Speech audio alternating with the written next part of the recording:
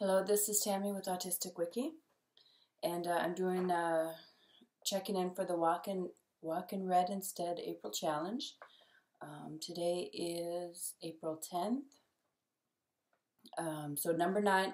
Yesterday I didn't record yesterday, but at least I didn't go a full week before I record. Yesterday is Freebie, so I don't really know what I want to record for a Freebie. Probably should really think these things out a little bit before I start recording.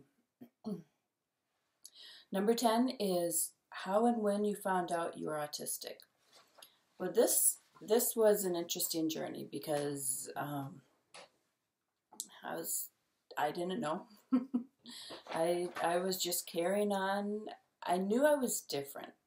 That was obvious. It was very obvious that I was different, and that's been pretty consistent my whole life, is everyone pointing out, hey, you're different. There's something different about you. You're weird. You're different. You're not like other people. And so I knew I was different. That was obvious. And there were many times where literally I felt like I was an alien from another planet that had been like dropped here as part of some like investigation or experiment, and I had to kind of learn to live between these humans and report back, and the problem was I couldn't remember who I was supposed to be reporting back to, and that's kind of what it felt like. And there's actually a phrase or an explanation called oh no, what is it called? Something world. Wrong planet syndrome. There's a website, Wrong Planet, I think .net, that was started by an autistic guy. And it's, for a lot of us, it very much feels like you're living in a foreign culture where the people just don't make any sense at all, and it's just a bizarre feeling. So I've always known that I was different, but I thought that I was the normal one because for me I feel perfectly normal, and everybody else was just had these weird obsessions with talking all the time and always being in your space, and this obsession with being around people 24/7 and never having any free time. And so I felt normal, and I just thought, man, people are screwed up.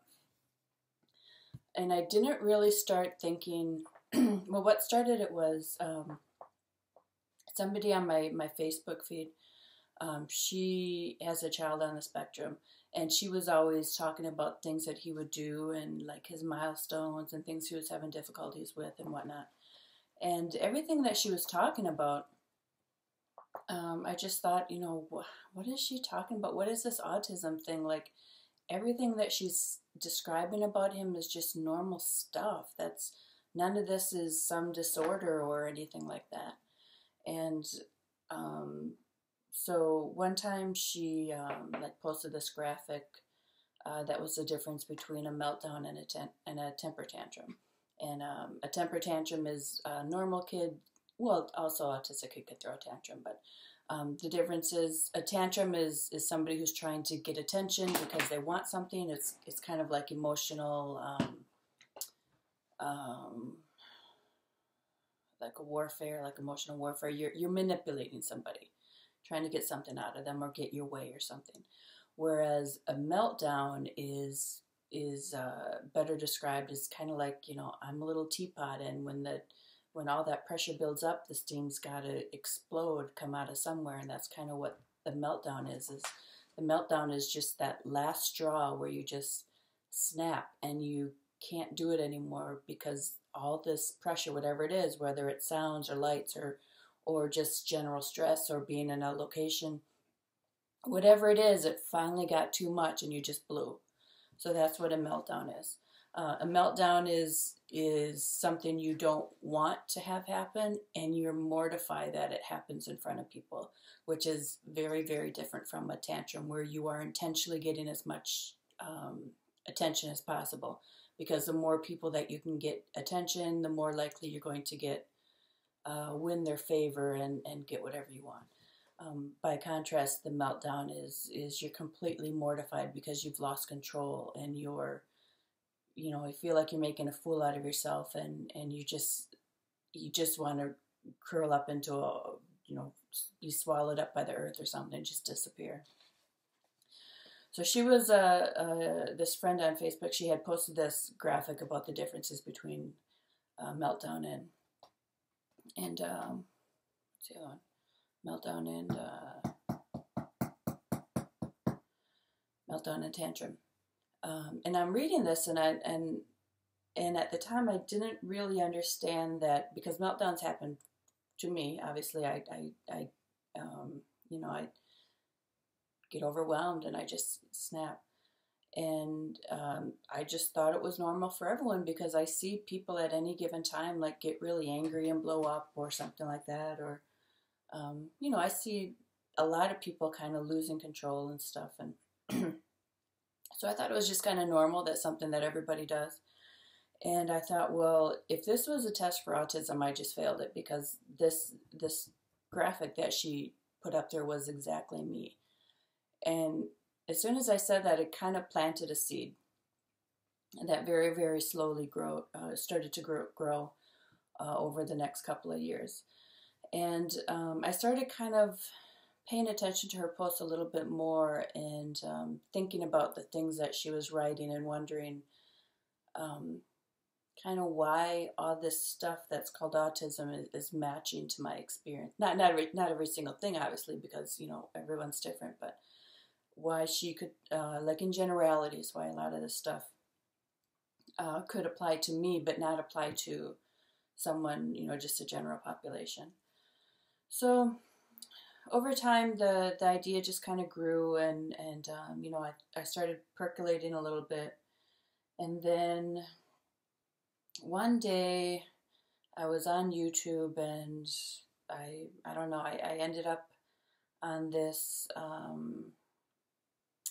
on a video of this guy who was taking one of the autism tests. It was, I can't remember which one it was, if it was the RDAS or the one that was in Wired, I think it was. There was some test that was in, I think it was Wired magazine. And so he was taking this test, and he's reading through it, and, you know, do you do this? Do you do that? That sort of thing. And the same thing, he's reading these things, and I'm just like, nothing that he's reading is anything that I would consider disordered or weird or rude, or not rude, but disordered, or something wrong, or a disability, because it's a disability. So I was just like, what the hell? So I did a search for the test, and I took it as well, and I can't remember what the numbers are on the test, but whatever like the top number is, if it was like 45 or 50, I was just a few numbers down on that. I remember I first scored 42 the first time I took it, and I want to say that's 42 out of like 45 or 50, like it was way up at the top. And like neurotypical or normal was somewhere around 20 or something. It was a big wide range. And I thought, whoa, okay, well, obviously I just answered the question wrong, so I took it again. This time being very careful to answer in a way that I think was normal. I tried to, like before, if I was like, well, yeah, I think I do that, I was like, well, maybe I don't. Instead of very much agree, maybe it was just agree, or just slightly agree. Like, you know, I changed the answers just slightly on the ones that I thought were pushing me over the edge. So I took the test again, trying to be more careful with the answers. And I actually ended up scoring higher on that one. I got a 44. So I was like, all right, this test isn't working. So then I just, I got a little obsessed. And I just started Googling and taking every test that I could possibly find for autism, you know, checkbox, and, you know, does your kid do this, this, this? And even though it's different for children from adult, I was just looking at everything I could find and trying to remember back when I was a kid, did I do this? Did I do this? And anything I could find for adult assessment is, you know, do you do these things? And so I got pretty obsessed, and I took every test that I could find. Every test I just failed miserably or passed with flying colors, however you want to think about it. And all of them, and it was never like, you know, kind of sort of in the middle where you could go either way. It was always like way to the right. Like you're definitely after it, yeah, definitely in the autism range. Which, and none of these tests are definitive, are definitive like marker, but it shows a high probability. And then, you know, you have to do more complete testing and whatnot to be sure. But every test that I took, it was very, very, very, very, very high probability that you are on the autism spectrum. So once I ran out of tests that I could do, then I started with reading, watching YouTube videos from different researchers and artists, authors, other autistic people. And same thing, like every time I would watch a video from somebody who had autism, and this was a couple years ago, so almost everybody who was making videos was had been labeled as Asperger's syndrome, whereas a lot of the children had been called autism. So a lot of the adults, if they got somebody was like mid to late teens or older, a lot of times they were called Asperger's syndrome. But same thing, like I'd watch their videos and I'm just like, you're normal. Like, what's wrong with you? Why do you have a diagnosis of something? Because you look totally normal to me. And people, you know, the talks and the stuff, like the talks from the researchers, I watched a lot of stuff from Simon Baron-Cohen. Also, there's, is he Australian guy or is he British guy? I think Australian. Tony something. He has written a few Asperger's books. Tony Atwood. And watching their videos, I found the information very, very useful and definitely rang a bell with me. So it took quite a few, took a couple of years, maybe about 2 years of just obsessively watching videos, reading articles, reading books, doing a lot of reading, retaking those tests to see if maybe I could pass it this time. And after about 2 years, I finally said to myself that maybe it's time to admit it, that if you spent 2 years trying to deny something and you can't do it, you only kind of dig yourself deeper and deeper and find even more things that I found even more things that explained some of my issues and my challenges, things I would never have considered because I didn't really know anything what autism was. I thought, well, maybe it's time to start accepting this and then moving on from there instead of fighting it so much. So I went through, I got pretty depressed at the thought of it when I first started to accept it. Because, and a lot of it was just kind of ego, because with autism, it's, in the US, everything's a disorder. So that's one thing, is just being disordered. I took that really offensively. I'm like, I don't want to be disordered. That's, you know, I'm fine. You know, I'm not wrong. There's not something wrong with me. You know, I'm a little different, but, you know, it's not wrong. So being disordered really upset me. And it's called a neurological developmental delay disorder, you know. So all of these words, just the thought that there is, you know, something wrong with my brain and I'm developmentally delayed, which kind of kicked in with the kind of an old trigger when I was little, even sometimes now, but more so when I was little. From time to time, I would, you know, when people taunt you, a lot of times it was retard. And granted, they call pretty much everybody retard, but there's a lot of times that unless I have something already scripted out and ready to go, I don't always sound like I know what I'm talking about. And a lot of times, like if somebody asks me a question, all I hear is garble. I can't make out what they said. So I'm like, what? What did you say? And they'll say it again. And sometimes it takes them saying 3, 4, 5 times before I can understand what they say, because part of my issue is auditory processing. And that I can't always understand the sounds that I'm hearing. Sometimes it just sounds like garble when people talk to me, and I have no idea what they're saying. So there's a lot of things with my disorder that sometimes makes me seem like I'm either on drugs, or I'm completely out of it, or I'm just a moron that has no idea what's going on around me.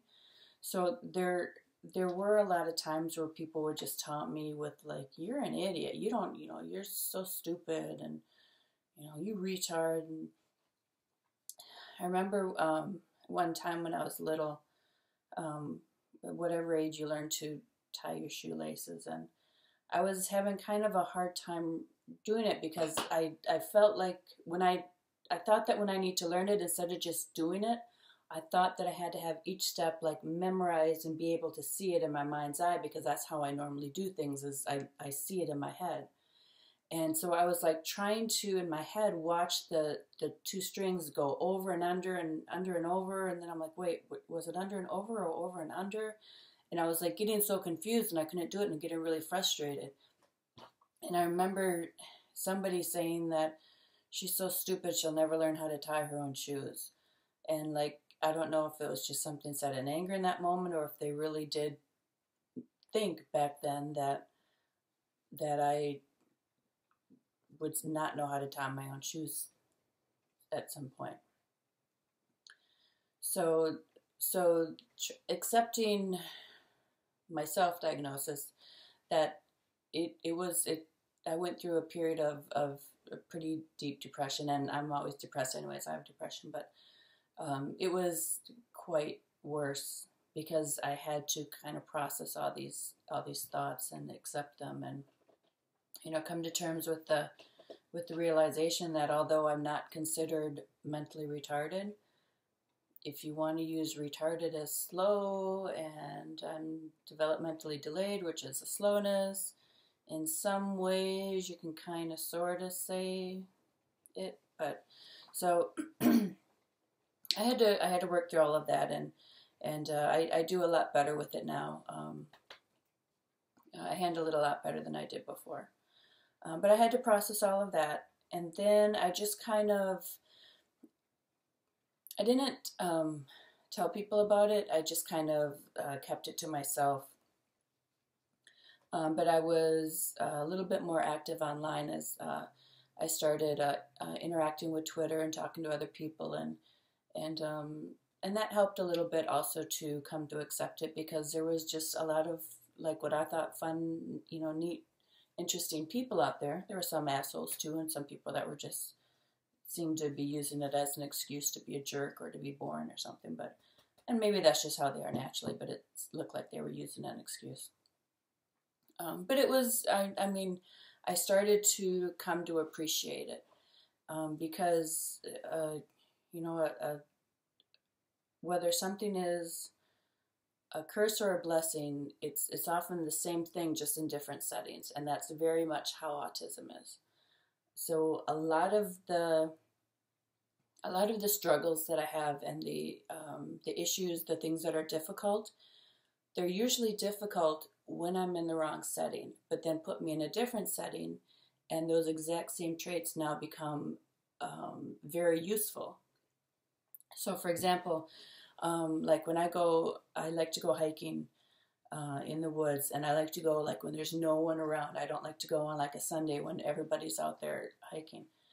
And I really like being in the woods, because that's when all of my senses make sense, is because I can see forever, and I can hear forever, and I can smell forever, and I can hear and smell people coming usually by the time I hear and smell them, it's usually a good 3 or 4 minutes before I come across them walking, and I'm walking towards them and they're walking towards me, so they're a fair distance away.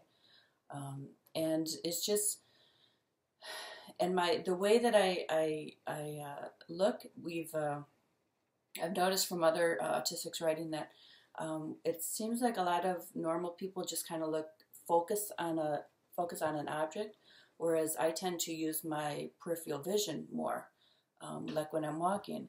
So, like for example, again in the woods, when I'm walking in the woods and I'm just looking, what I call looking softly, and using my peripheral vision, it makes sense because I catch any little movement and the animals or whatever's out there that I need to be aware of. So my senses make sense when I'm in the woods. I actually wrote a blog article that said I'm not autistic in the woods, and it kind of explained that a little bit as well. Now take those same senses and put me in in a crowded environment where it's really loud and there's a lot of things going on. Everybody's moving all around me, and everyone's wearing perfumes and spraying this and spraying that. And all of a sudden, all of these senses that are already super strong but make sense in the woods are completely overwhelmed in like a modern office setting or something. So it's the same traits. In one place it works really, really well for me, in another place it's completely overwhelming, and it just renders me barely able to cope because everything is overwhelming me at one time. I have no idea what just happened there. I'm sorry. So, and I've kind of lost track of what I'm talking about. Oh, so kind of to wrap it up because it's already at 20 minutes. So how I found out. So I went through this process, was kind of self-dealing for a couple years. And then all of a sudden, a couple months ago, all of a sudden I decided it's time. I need to go and get a professional assessment just to see if I'm right. And if I'm not right, then to find out what the hell's wrong with me and what, am I crazy or what's going on? So I went to get a professional assessment. It started, I don't know if it was like November or December of where are we right now? 17, so 2016. And then it finished end of January. So end of January, I got my piece of paper, and I am officially got the official diagnosis confirmation that I am on the autism spectrum. So that is how I came to be. It was quite a long journey. If other people are considering doing it as an adult, if you kind of wonder, because some people will tell you, well, don't bother if you're an adult, just self-assess and that's good enough and blah, blah, blah. I would say it was okay for a while, but after a while, I needed that confirmation of either yes or no. And just having that confirmation really, really helped to put things in perspective, and it helped me to give myself a break, because I'm hard on myself anyways. But my whole life, I've driven myself so hard and being so hard on myself and just never given myself a break, because I thought, why is everything so hard for me? Why can't you just pay your bills on time? Why can't you get your house clean on time? Why can't you do your laundry on time? Why can't you adult? What is wrong with you? And the thing is, because I have these things going on. I have these executive challenge. I also have ADHD or whatever the letters are. I also have depression and anxiety. So I've got a few things that are interrupting me from getting things done every day, and it's these are legitimate issues. And I wasn't properly diagnosed 30, 40 years ago, so they weren't being treated. So now I am being diagnosed, I am being treated, so I'm getting a little bit better at doing things and doing things, getting caught up on things. And I've always lived alone, so that's something I was able to do, but things like I couldn't pay my bills on time, I couldn't get stuff like that done, I was just a mess. And I always felt like, why does it seem like everyone else is a grown-up and I'm not? I'm still trying to pay my bills on time, and it's because there was very real challenges that were affecting me, and I didn't have the support that I probably should have had that would have, really helped me out. So just that confirmation of knowing that, like if somebody says, hey, let's go to a barbecue this weekend, and I know that I can't because I need my downtime, and if I don't, I'm gonna melt down, and I'm gonna have trouble at work the next day. So knowing that, and again, it's not an excuse, it's not meant to be used as an excuse, but knowing where my boundaries are helps me to protect those boundaries and be strong when somebody says, oh, come on, just do it. You never do anything. I need this for me, and I'm going to take it for me. So if I need time off and I need time away from people, I'm going to take it. And I'm sorry if you don't like that, but I need to do this for me.